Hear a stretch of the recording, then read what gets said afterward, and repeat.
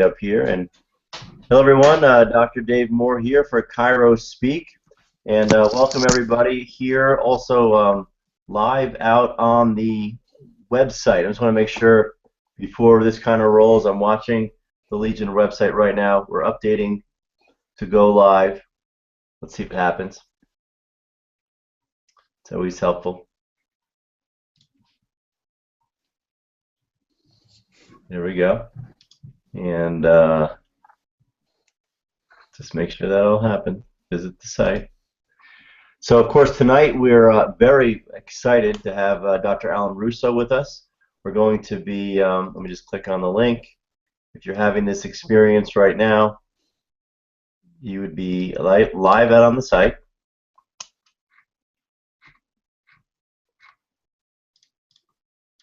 Oh, Motley. I think it's happening. It's happening. Let's assume it's happening. Live out on the site. So a couple of things that we're going to, yeah, there we go. Perfect. Press play. If you're now out on the Legion of Chiropractic website, you're on the Chiros Speak page. We just went live. We're live streaming. If you'd like to, just below the video, you'll see click here to join the Hangout. You could be part of the Hangout right here with us with Dr. Roll Call with Dr. Rock Marin, Dr. Jeff Slocum, Dr. Alan Rousso, who we'll be speaking with today. Also, I'm going to pop out right also to the Facebook fan page where we can you can leave some comments out there if you want to ask any questions out there. Want to kind of, not everybody wants to be live in here, so you can ask the questions there as well. So tonight we're going to be talking with Dr. Alan Rousso, and very excited because we're going to be talking about a topic that is very important for our practices, very important for our lives, and it's called Money Matters. A lot of us, I've heard this many times in chiropractic, that they love the practice, they love the patients, they love serving, but they hate the business. And I'm here to tell you that it's impossible to simultaneously love something that you already hate. Okay, you have to start to love the business hand, start to understand it, and no one better than Dr. Alan Rousso to break it down for you in an analytical way, how to look at your practice, how to start to love the business, getting your head out of the sand. Speaking wise, Dr. Alan Rousso, welcome to the call. Thank you, David. Thank you very much. Thank you, Jeff. Thank you, Rock, for having me here this evening. And I'm looking forward to helping the members with some money matters, because the first thing I'd like to start with is it's not what you make, it's what you keep. And unfortunately, a lot of people are not really clear about money. And in fact, a lot of people are not really clear about their business in any way, shape, or form. Just know that they're not making it. So I think I have more clients than ever that make a good amount of money and have none. And that's sad. And so there are certain habits that need to be broken. One of the things that John DeMartini said was, if your priority is not forcing savings, then you better relook at your values. So there's a hierarchy when it comes to money management that I would like everybody to write down. Number one, earn. Obviously, we need to start earning enough money in practice to be able to follow the following steps. Number two is save. Number three is invest. And number four is spend. Now, Dave, how many people do you know follow that hierarchy? In fact, what most chiropractors do is they spend. Then they look to make. Then, what's savings? Because I'm already behind the 8 ball. And then an investment? No, I don't have any of that. And so what happens is we have cars, we have homes, we have vacations, but we have no money in the bank. And as our population continues to age and grow, people are starting to realize, I don't have enough for savings. I don't have enough for retirement. I'm going to have to work till I'm 70, 75, or never retire. And that's not the goal in life. The goal in life is to do less so you can have more, so that eventually you do nothing so you can have everything. And that's what we're focusing on tonight, which is how do we get to that place where we don't have to work. Many of you may choose to work, but that doesn't mean you have to work. There's a very different emotion, feeling, and energy when we're focusing on, I want to serve because I want to be here, rather than, oh my God, I have to be here and the average chiropractor will practice 38 to 43 years and not have a lot to show for it. 20% of our profession sees 80% of the patients. 80% of our profession sees 20% of the patients. And it's the same thing financially. There really isn't a lot of middle class anymore. I have chiropractors killing it, making oodles of money, having associates with other practices, satellites, and other people working for them, and the doctors are hardly there. And there are other doctors that are struggling, working 30, 40 hours a week, marketing, doing weekends, and have little or nothing to show for it. Why? The difference is not in your skill or ability. The difference is in how you look at your practice, what your spending habits are, and what you really need right now. So one of the things we look at when we talk to people is, are you managing your practice by statistics? Do you know what it costs to see a patient? I'll give you a perfect example, David. Chiropractors are very soft-hearted. They love to give, they love to give, they love to give. Unfortunately, if I find that my overhead is approximately, and it is today, somewhere around 10 to 15,000 in many practices, if it costs that, and I see 400 visits a month, which is the average practice, and I haven't given myself a raise, so my average fee is 45 to 50, then what I'm making is about 18 to 20,000. So if my overhead is 50 to 55%, that means it costs me approximately $25 or more to deliver an adjustment. So now if I'm making my 50, I'm making some profitability. However, what if I decide, because I have a family, quote unquote, that I'm going to offer the dad 50, the mom 25, and the kids are free. And now I'm seeing 4 people for 75. My average fee is less than 20. What did I just say it costs the practitioner to be able to see the patients? 25. 25 or more. Am I making money? No. No. In fact, I'm losing money. Now, most chiropractors will argue, but I can make it up with volume. No, you don't. No, you don't. So this is where some of the things we decide on, and the next words are standards and boundaries. What do you really believe you're earning, or what do you believe you want to earn, and where are you no longer willing to back up? What is the base acceptable bottom that you will accept, and realize that that number still has to put you in profitability? Otherwise, you're literally taking money out of your mouth, that of your family, and you're out of integrity. And I heard a long time ago, to the level of your incongruency is to the level of your destruction. And I think you've heard that too, David, haven't you? Absolutely. Absolutely. So when it comes to money, let's look at the hierarchy. Number one, whatever I'm earning, I've got to live on 80%. I can't be drawing out every single penny of that practice because I had one good week, and all of a sudden now I start going crazy on my spending habits, and as a result I put more pressure on my practice, and now I'm not practicing because I want to, now I'm practicing to have to make money, and we all know that that's not the energy that's going to be conducive to growth. So that's the first thing we need to look at, is what is your lifestyle? I have lots of clients currently that are making $30, $40, $50,000 a month. You would think they're doing terrific. They have no money. They're behind in taxes. They owe the IRS. And once you get behind the 8 ball, it's very hard to catch up. So how do we prevent younger practitioners, especially, from falling into these traps? You start to realize that we live in a certain lifestyle until we have a certain amount of money available to, one, start saving. Yeah, but right now I want cars, Alan, and we need a place to live, and I get all that. You know, there's an expression, a little something is a hell of a lot better than a lot of nothing. What can you save? Think and Grow Rich always says, put away 10%, or the richest man in Babylon, put away 10%. If you can't put 10%, put 5%. If you can't do 5%, do 3%, or 1%. Dan Millman, a little something is a whole lot better than a lot of nothing. So you get into the habit of putting money away, and all of a sudden, what's the law of attraction? The more I have, the more I attract. So if I have money, and I come with an attitude, if I have money, then I'm going to attract more money. But if I don't have money, then I'm not going to attract any money, because my attitude is I don't have it. So do we open this up to questions, or do people have specific problems that they would like to discuss, or how would you like to move forward?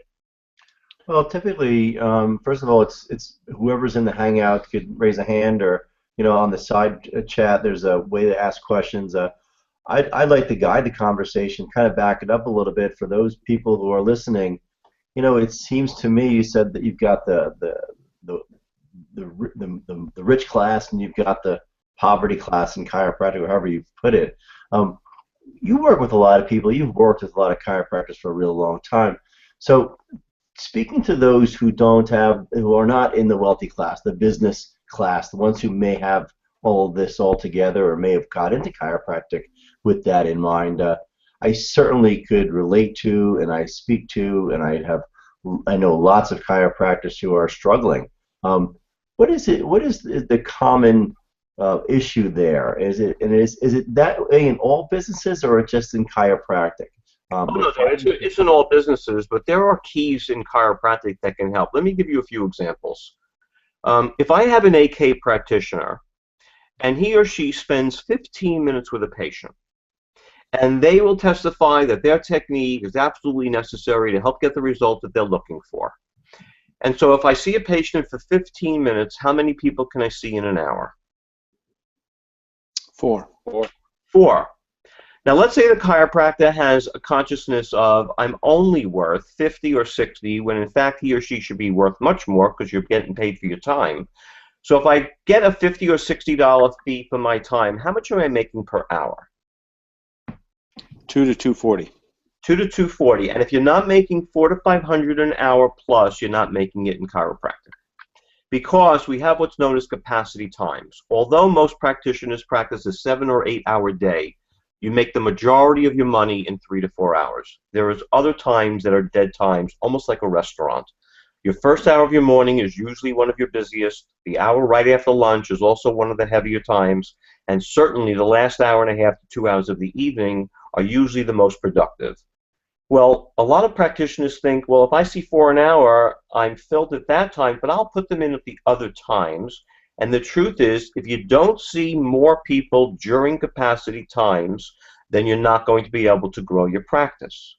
So, making one shift, which is seeing either A, more people in a given period of time, or B, charging more money for the time that you are spending with the patient, so that you can arrive at a $400 to $500 an hour, and that's a good start. Anything under that, you're not making it. And so a lot of chiropractors spend 10, 15 minutes with a patient, will accept insurance that are now paying a pittance. Co-payments are practically more than the entire office visit for whatever period of time. And the doctor's ending up with somewhere between a $38 and $45 OVA. They're seeing 6 to 8 people an hour. As a result, they're making $300 an hour, and they're wondering why they can't pay their bills. You know, Alan, one of the things that you taught us to do years ago to increase our capacity was to stack, every once in a while, stack a day. Fill a day up with more people than we've ever seen before. And every time we've done that, where we've really heavy loaded a schedule, is that we always get done with that schedule and say, what are we doing with our time? And it leads us to be more efficient, and with greater efficiency, we see practice growth. It's one of the best primers for a practice, I think. Yeah, and this is where we have to decide what type of practitioner are you, because the more philosophical the chiropractor, the more they realize that all I have to do is find, locate, and remove interference, and that doesn't take a long time. Which is why more principled chiropractors tend to see 100, 150, 200 people a day and don't think anything of it and are helping a substantial number of people. You also have those chiropractors that practice somewhere in between. They're philosophical by nature, but still have a responsibility to report to an insurance carrier. As a result, there's note-taking, there's documentation, which requires time. For practitioners like this, we find it very difficult for them to see more than 12 to 14 people an hour. As a result, when we get to that point, we normally recommend an associate. That associate will then also see a significant number of people, and in most instances, if the associate is of good character and is driven and philosophical by nature, that practice will grow. Otherwise, we have the same problem, only at a higher level. This is where a lot of practitioners get stuck. They don't realize that everything you do is based on time and money. So, are most people out in the field aware of what they're actually billing, what they're actually collecting, what their overheads are, what the profit margins are, and whether or not they need to start looking at their business like a business rather than just a healing art? because it is a business. Yeah, how often?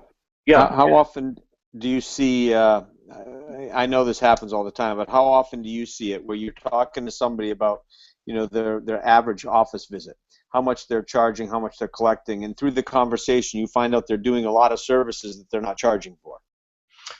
Well, the way we get a chance to really see what's happening is I track on most practices services rendered, which are the charges that you deliver, and then what do you actually collect, which are the collections by check, credit card, cash. Then we see the amount of collection. So are you collecting 93% or more, because then we know that's your fee, or do you have a more PI or workers' compensation type practice where you're only collecting 65 to 70% of your income?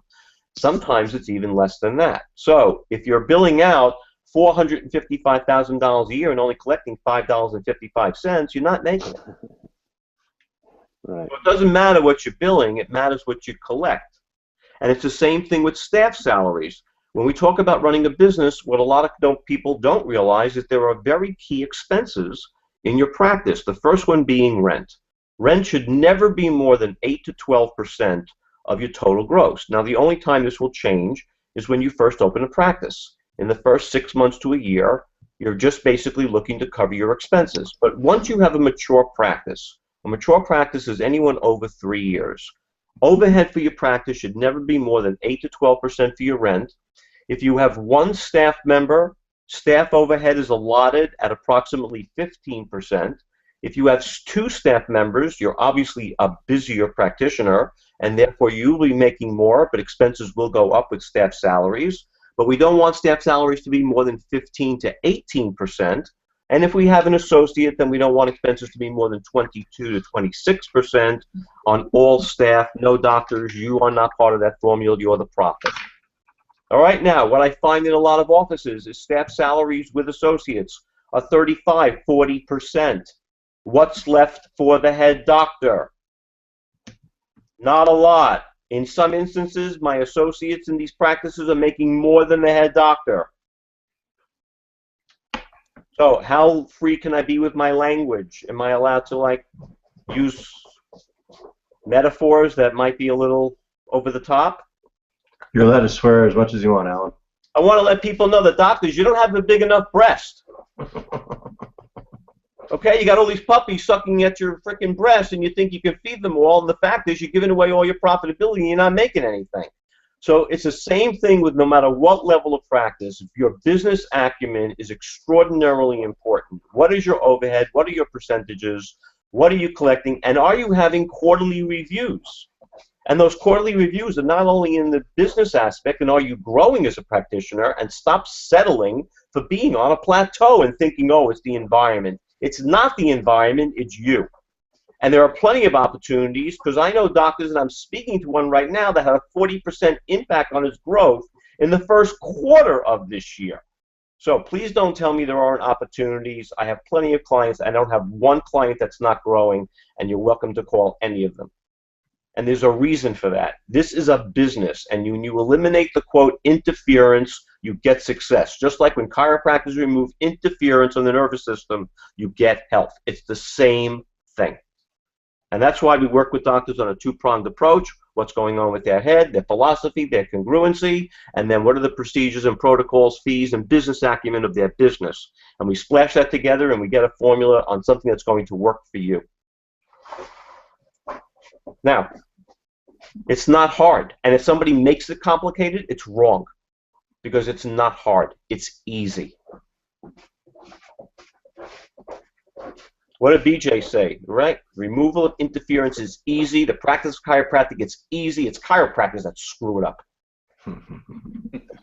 So true, so true. It is, it is. You think you're doing more by spending 20 minutes. Rub-a-dub-dub. Oh, my God.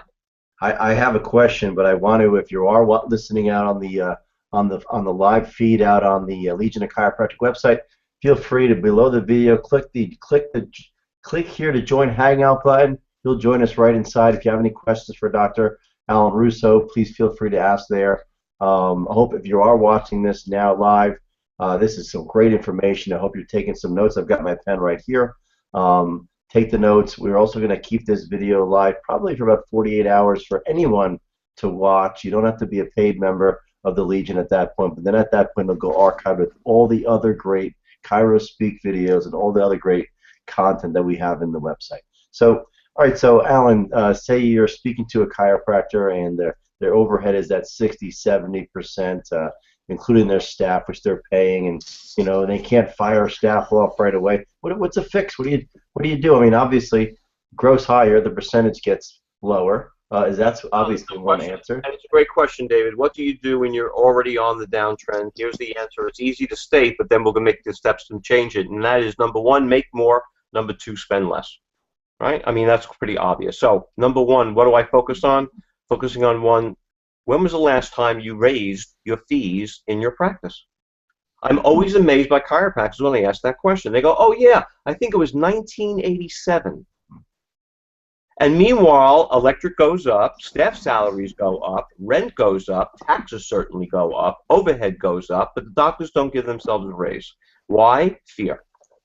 So that's the first thing we discussed is what are you worth? What are your fees? What you should know in today's market is that fees should not be less than 50. And I have doctors with fees as much as 70 to 80 a visit and some more than that. And so it depends on your service, your delivery, and how you choose to market your services.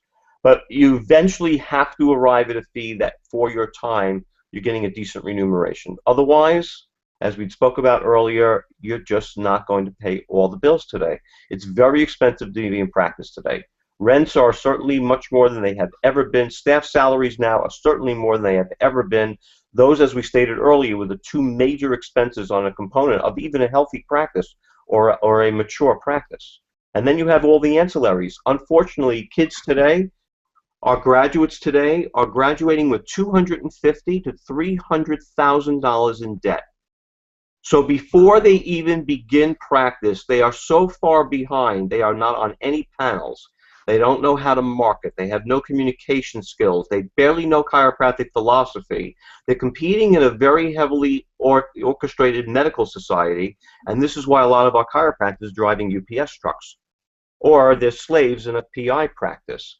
Because when they think about it, they bought a Ferrari, but nobody taught them to drive it. Right.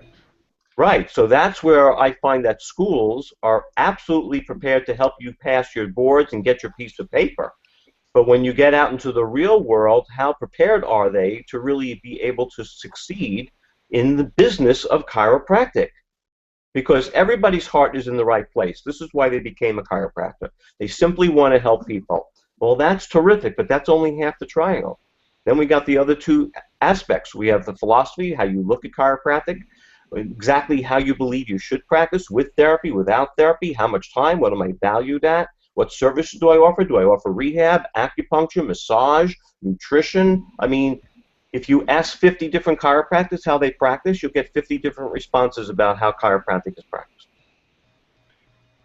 Alan, you mentioned raising fees, and I'm assuming a lot of chiropractors are. This is tough conversations for people to have. I mean, I just know that for myself included, for years I practiced with my head in the sand, and luckily when I popped my head up, I had a pretty decent practice, thank God. And I had something to work with. It could have gone the other way; it could have been completely gone, right? So you're talking about raising fees, and there's fear associated with that. Like, do I raise fees on my existing patients? Are they now new patients as they come in, or what are some of the strategies to raise fees? And what are some of why are we so hesitant? Why are we so afraid? What is it? You're also, we've spoken before. You coach chiropractors, but you're a life coach. I mean, you've got some wisdom. You know a lot about the chiropractor and the chiropractic psyche. So could you help us with that? Because it's easy to say, it's easy to talk about. We talk about it in the seminar, maybe we talk about it at the bar. But we go to work on Monday, actually putting it to work. There's some fear and there's some issues, and what I don't want to have people happen is they hear this conversation, they say, yeah, I really should do that, but you know what? They never get around to it because they can't get over that which keeps them from engaging. So could you help us a little bit with that? Yeah, sure. Let's talk about some leverage. People don't do anything unless they have leverage. And 80% of people go away from consequences, David, not toward benefit. So unless we apply some pain as to why, you may want to take a closer look at your business and really do an evaluation. And that's the first step, is where am I in practice? Where do I want to be? What's the spread? And what changes do I need to make? So I started in chiropractic. I graduated in '79. I was a practitioner. I had a poverty consciousness. The very first ever consultation I had with my coach, he asked me and my partner, what do I charge? I said $12. He said, raise your fee to 20. I said, all my patients will quit. He said, you have a problem. So I turned to my partner and I said, we're out of business. So he said, Alan, take your right hand and put it down your pants. Squeeze real hard and say 20.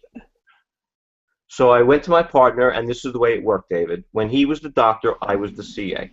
When I was the doctor, he was the CA. But on this day, after our first coaching call, I was the CA because the 3 people that we had coming in were the other doctor's patients. So guess who got to tell the patients that we raised our fee from 12 to 20? Me. Besides wetting myself and absolutely having a heart attack with every conversation with each patient then went on to say, okay. At the end of the week, we had more patients than we had ever seen before, and we had a record week in business. I raised my hand and said, I will never leave my coach, and I stayed with him for 30 years. Okay, so now, having the shoe on the other foot, and having coached 2,500 practices, I can promise you from experience and from every opportunity I've ever had that any time a doctor raises their fee, not only do patients not quit, but the practice goes up. Why? Because there's more value for the business. The doctor, or he or she, feels better about themselves. That energy is what permeates the practice, and they start to realize that they have value. That's the point. That's the point. So I wouldn't raise the fee beyond your ability to say, what am I worth? In other words, I wouldn't say, I'm worth $100 a visit. I'd say, where are you now? What are you actually collecting? And then we use what's known as a little bit of a percentage rule. Let's bump it up 10 to 20% and start. And guess what? If you had a 10 to 15% increase in your bottom line right now, you're automatically going to be in a greater profitability with no added expense than you would have been if you didn't raise your fee. Isn't that true? Yes. So doctors that raise their fee find that not only do they collect more, but their volume goes up because there is more value in the practice, and that happens almost every time. Doctors who get off insurance panels and leave different insurance companies are somewhat worried about having to have their patients pay cash, and what they find is their practices also go up. So I understand the fear, but it doesn't happen. Because what's fear? False evidence appearing real. The majority of people there are there for you. People are coming to you in crisis is when they need you the most. For the doctors are able to communicate clearly and effectively and let people know why they need a chiropractor for the rest of their life, you're always going to have a patient base that are going to depend on you for as long as you choose to practice. And the next step after that is leaving a legacy with other doctors around you so that you can have other doctors helping to serve as you start focusing on your business. And that's when you'll read something like the E-Myth, which says, I was once the technician, and now I'm the manager, and now I'm the entrepreneur, and I own practices, not just practice. And that's up to the individual doctor and he or she and their goals. Make sense? Absolutely. You know, fantastic. You know, this is great stuff. I hope you don't mind. I'm going to ask the questions that I think that people don't want to ask. But I know for a fact that, you know, a couple of guys in the room have worked with you. They have multiple offices. I like to hear both from Jeff, and well, I just want to welcome Dr. Dennis Buckley from California has joined us.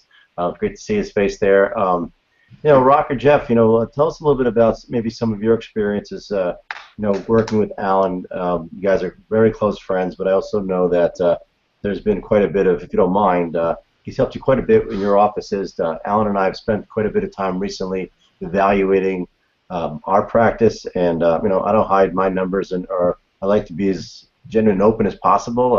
You know, my overhead was much higher than it should be, and even though we've never grossed as much, there's work there, and I want to be able to confront the brutal facts, and be able to. So some of those questions, by the way, as far as how do you lower the overhead, were from me directly, from looking at what we just revealed to be our overhead's higher than it should be. And let's face it, you have a successful practice, but it's more fun when it's more profitable. Well, let me address one more thing with that, David. A lot Sure. of doctors get in trouble when they do have associates, and the associate says after 1 year, "Gee, I was making 45 to 50. Thank you so much. Now it's 2 years. Now I want to make 50 to 55," and so the doctor pays them because they have more experience.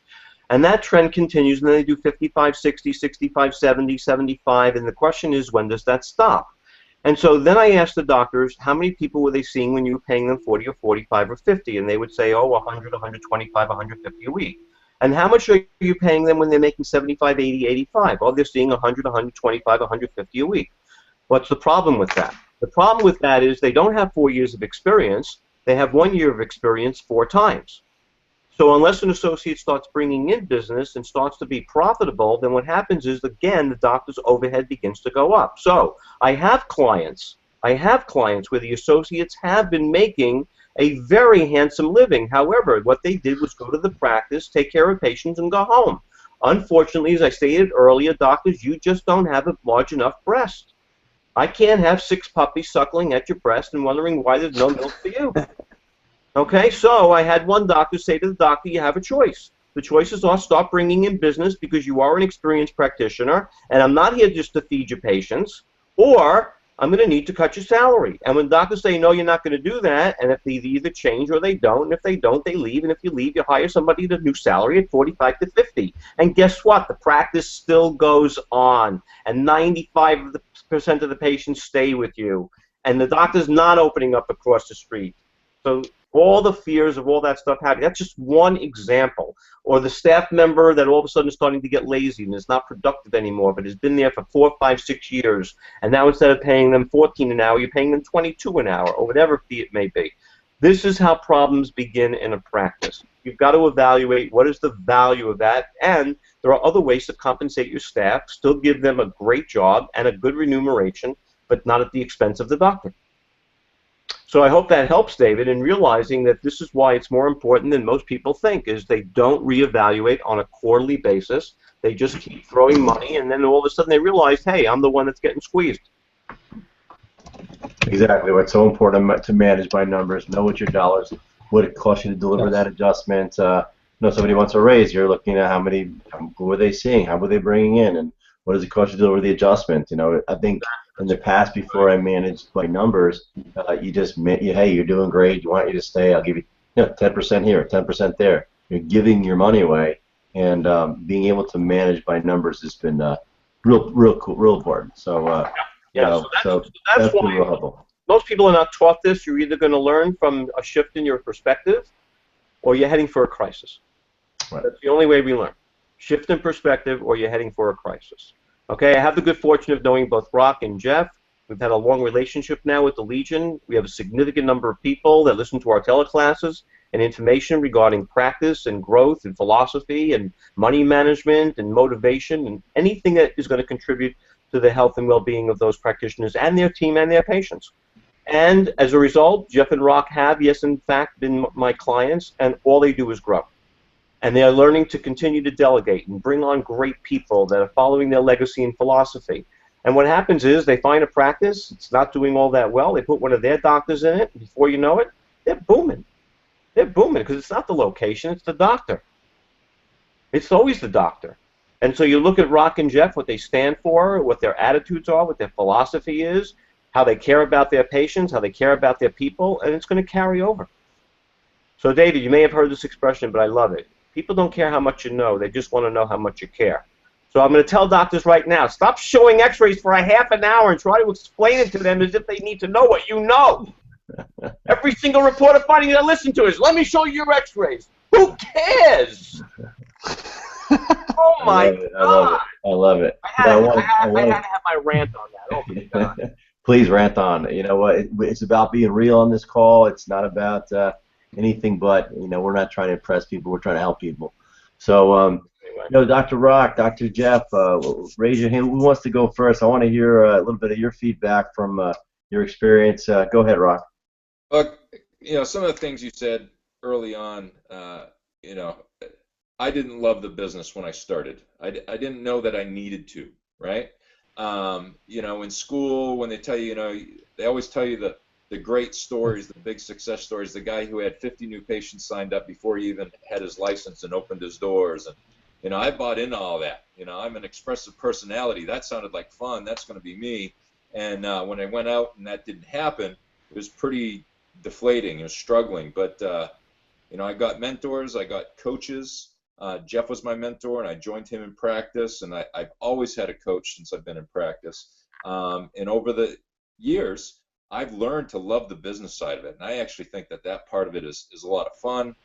Some of the deals and the opportunities that have come forward that Jeff and I have been able to be a part of, buying these other practices and getting great docs and making them associates there who have gone on now to become partners. That is a lot of fun. Something that Alan talked about earlier is always, no matter what it is, put a little bit of money aside. If you can do the 10%, great. But one of the things that creates, because he was talking about that power of attraction, when that attraction comes to you, you want to be in a position where you can take advantage of those opportunities. And Jeff and I had the good fortune that some opportunities came our way that we were able to, we had some leverage at that point that we could jump on those opportunities. Where if we hadn't had those resources available, now, it wasn't like I had a pile of money. I borrowed from my 401k, and I borrowed from my tax fund, and I drained my savings. But those were great investments because they've paid over tenfold. But if I hadn't had any of that money away, if I just spent everything that came in on cars and vacations and this and that, those other opportunities wouldn't have come available to me. So those are just a couple of points that I wanted to put out there. Yeah, luckily Rock had all that money in 401k and savings because I borrowed from his too. And then That's what are partners for? Yeah. One of the things I think back to the question, Dave, is that something that I've always done in my practices, and Alan taught me this early, is you pay an associate for being the associate, but beyond salary, profit sharing. I'm a big fan of profit sharing agreements. Is that you have, let's say your practice is doing 40 grand a month, and you hire somebody on at 5 grand a month. They're not going to be able to earn more than their salary until the practice is doing more than 45 a month, and at which point they're helping you grow it. They're going to get a piece of the growth.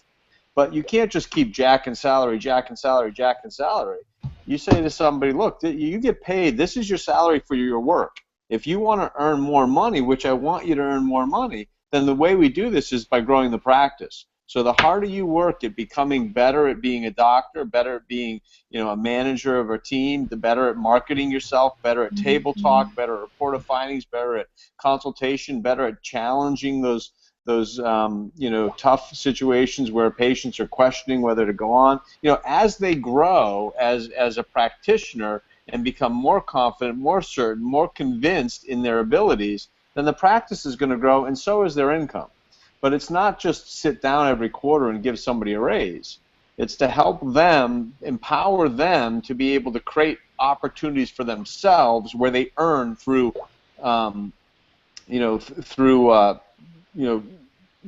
the practice. That's why I've always loved profit sharing agreements. And Alan, I've been doing that for Rock, since you and I started together. Yeah, and let me tell you, and Jeff always laughs because I tell the story, but when I was in my own practice and I was considering joining Jeff's practice, he had never had an associate.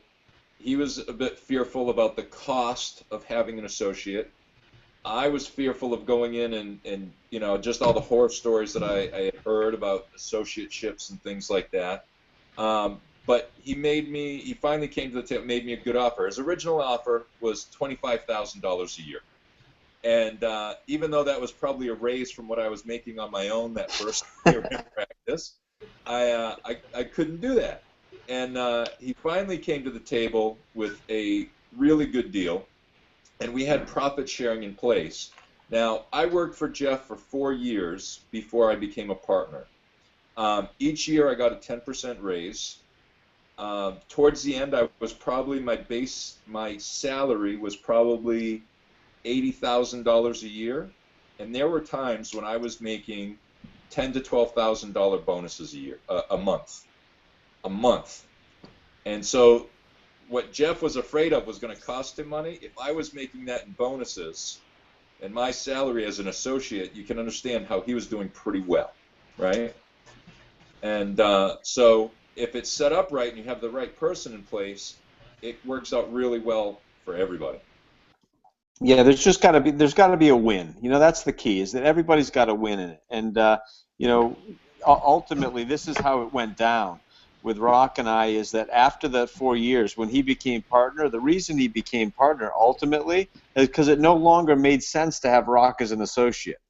I literally could have, the horror stories you hear. Another doctor might have said, hey, Rock, you got to go. I can hire 5 of you for less money. But that didn't make sense, because our success came from the work that we did together and how we played off one another and how we engaged our community. So I think the key is this, is that associates can't be greedy, but neither can the doc, right? I'm currently talking to a potential associate right now. This kid is so fearful. He is so fearful that he keeps saying to me, it seems weird that I like you and I trust you and I like your team and the way you guys are doing things, but I just keep hearing these horror stories, and it keeps going back. So this kid, chiropractic students right now are being trained by somebody to believe that they're going to get screwed. So I think back to the question, though, is that you have to create a system where first and foremost is the associate relationship should take care of you. You're the owner, right? So you shouldn't lose on that. But so making the right relationship, and Alan can help any of you with this. He's an expert. He's helped us do it time and time again, and every time our associates win, we win, and we go on to bigger and better things every time. So Alan's very good at this. If anybody on this call or anybody that's watching this has a question, call Alan. Touch bases with Rock or I or Dennis. I know he's done this before, and Dave's doing it now. But there's a way to do it so that the associate gets empowered, and then there's also a way to do it to create that legacy practice, to make sure that that associate someday has the opportunity to become partner. That's been a big win for us. Hi, Dennis. Hey, can you hear me? Hey, Dennis. Yeah, let's let you chime in, because then we'll go back to Alan, and we'll have Alan wrap up some of these comments we're making here. Can you guys hear me? Yes. Yeah. Okay, good. I was wondering. I was having trouble. It's great to see everybody, and Alan, it's good to see you. Out here on the West Coast, we're having a good time. Business has been good. I don't care. It's always been good. We created our own business here. We create our own economy here. We don't worry about the rest of the economy. But just listening to the conversation, I definitely agree with some of the things. I agree with everything Alan says, as a matter of fact, but some of the things that were really points that I would look back on is managed by statistics instead of emotions. You got to be able to you got to have the numbers there, get you to ask the better questions. Working with associates, Rock, guys, that's a whole different ball game right now. It's tough. They come out of school and they're delusional. And if they were any good, they'd be opening up their own practice on their own. But there are the ones out there that you do have to, give them some incentive of something in the future so they don't starve to death, but also train them and take care of them. It's fun when you get a good associate and you guys can grow. You watch them grow and they help you grow. But if you got a bad one, the one that just thinks they're working an hourly job, then that's that's problematic, because No, it's not, Dennis. You just take them to lunch and order theirs to go. yeah. That's right. That's it. That place. Very simple. Hey, I have a question for you, Alan. I've heard this. I've heard this from other consultants that in work. Though I said, what's the most frustrating thing that you experience working with clients? And a lot of them have said, well, it's they have a problem, we identify the solution, we put in a solution, implement, and they don't do it. Then they blame me for not making success. No, see that, Dennis. That's where the difference is. Let me make a distinction for everybody on the phone. All right, there are 2 types of people that work with chiropractors. There are consultants and there are coaches, and I want to make the difference. A chiropractor knows the difference between a chiropractor and a physical therapist. All right? They both do, quote, manipulation. But if you're a chiropractor, you don't do manipulation, you do an adjustment. And as a coach, the distinction between coaching and consulting is the following. A consultant probably built a very good practice with a specific methodology and tries to tell everybody how to practice because that's what they did, and if you do what I did, you'll be successful too. All right? And that's the model, and that's why consulting models went bye-bye. All the big consulting firms are gone. The reason is people have their own identity and their own aspect of how they want to practice. A coach is here to help you build the practice that you want. It has nothing to do with what I think. It has everything to do with the way you believe and what you think. And if you're in alignment, then it will grow. And if it's out of alignment, then the coach's responsibility is to give you the choices that will help put you back in alignment. And the only reason you'll do that is if you have leverage. If you have no leverage, then you will not take any action. So it's just like the frog in the water. I'm sure you've heard the simile. If I take a frog and I put him in a boiling water, he jumps right out. But if I put the frog in the tepid water and I turn the flame on, he's going to cook to death because he slowly doesn't recognize the changes that are occurring. And that's why either the doctor has a shift in perspective or they're heading for a crisis. And then they have to make the change. So that's when you give that perspective for a doctor, they have the tools to be able to say, I don't want to go down that road. So you paint the picture that lets them know you're going down the wrong road. What do you want to do about it? And then they make the change. If you talk about benefits, then it's, oh, you're going to be rich and you're going to have lots of people. They don't care. Same thing with patients. They don't want to be well. They don't want to be worse. I'm going to repeat that. Patients don't want to be well. They don't want to be worse. Because if they wanted to be well, they'd be exercising, they'd be eating well, they'd be resting, they'd be meditating, they would take care of their families and their bodies and themselves, they would be getting rest, they'd be taking vacations. That's not people. We have the fattest nation on the face of this earth. So people don't want to be well, they just don't want to be sick or worse. That's leverage for the doctor of chiropractic. That's great. Thank you. You're welcome. So Dave, wrap me up. Well, I'll tell you what, this was a fantastic call. I mean, I usually say that because it's just what you say when you're hosting a call, but this actually was fantastic. I mean, it was great content. I just hope this gets to the, we were all on the call here. If you're out and you watched it live, and it looks like we do have quite a few people out there live on the website watching the show, and just happy that you got to be part of that. If you're a member of the Legion of Chiropractic, you'll have access. It'll always be in Chiro Speak in the section called Chiro Speak, as well as the other sections are just chock full of content. This is what the Legion of Chiropractic is all about. If you're not a member, you'll be able to watch this for the next 40 or 80 hours. Then you won't be. Then you'll have to become a member to join in. It's a nominal fee. It costs less than a chiropractic adjustment, and we found out today from Alan, $35 is way lower than your fee should be anyway. So for $35 a month, you get access to tons of content just like this. And honestly, this call right now pays for your entire year, if not a whole lot more, because this is what it's all about. It's about chiropractors coming together and honestly, sharing our experience, and how we've developed our practice, how we rely on each other for help. This group together has been great. So, Alan, this is great stuff. This is probably one of those uncomfortable conversations that chiropractors very rarely have, and it shows from their statistics. And the ones that are having the conversations or know this stuff are the ones that are succeeding, and the ones that are not willing to go through and face the brutal facts about the business will never love the business, because the business is a burden and it's becoming an issue. So I would like for you to just give us some closing remarks. Tell us a little bit about why you're so involved with the Legion, and you have a passion for serving chiropractors through this particular format. Why don't you close us out, Alan? Okay, I was a graduate of New York Chiropractic College in '79. I practiced for 10 years. I was supposed to buy another practice after moving from Brooklyn. That failed, and I got into chiropractic management with Dr. Larry Markson, and had been doing that for the last 26 years. Was with the Master Circle for 21 years, was director of coaching services for that organization, and literally, not figuratively, have coached over 2,500 practices, so you learn some things.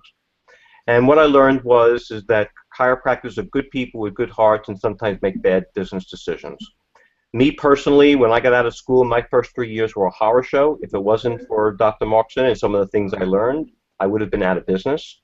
I know what it is to struggle, and I know what it is to succeed, and I will tell you this, rich is better.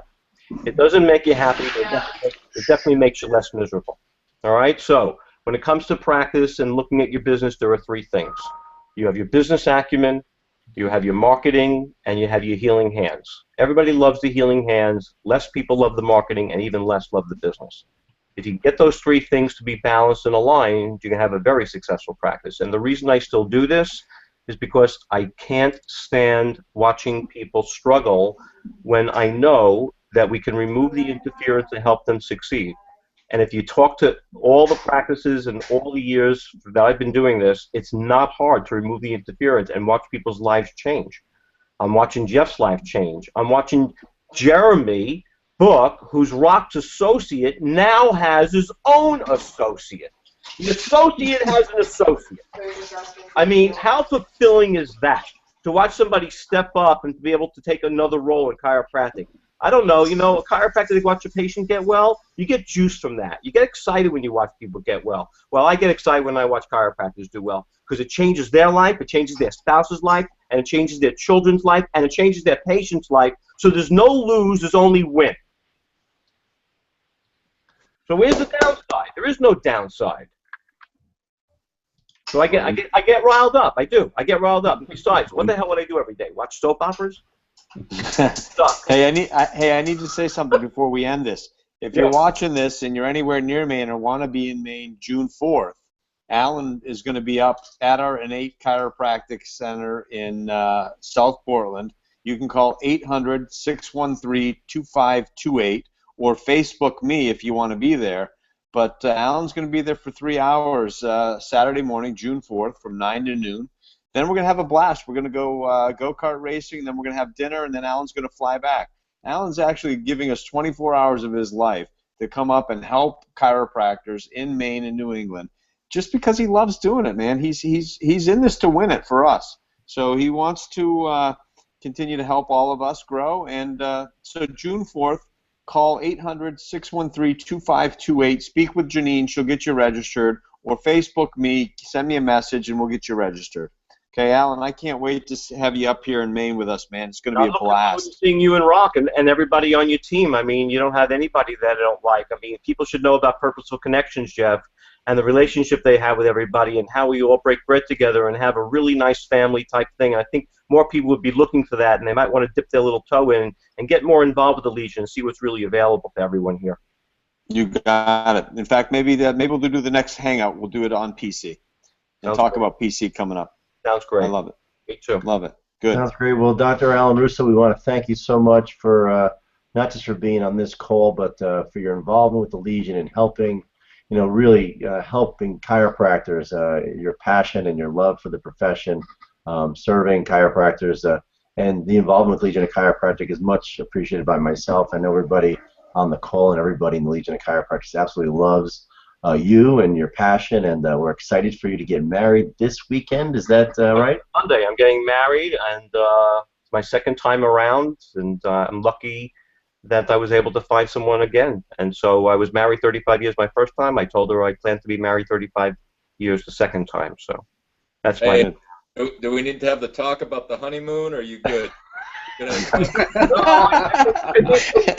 on that side. But before I go, I want to thank David for having me as a guest speaker. Of course, I want to thank Rock and Jeff. And Dennis, it's always great seeing you. It's been way too long before I've seen you again, Dennis. So pleasure. Thank you all, gentlemen. Have a wonderful evening. And I hope everybody's watching and get something out of this talk. I know I did. All right. Thanks, Alan. You too. Thanks, guys. Have a great day. Bye now. See you guys next time. Next Chiros Speak. Bye.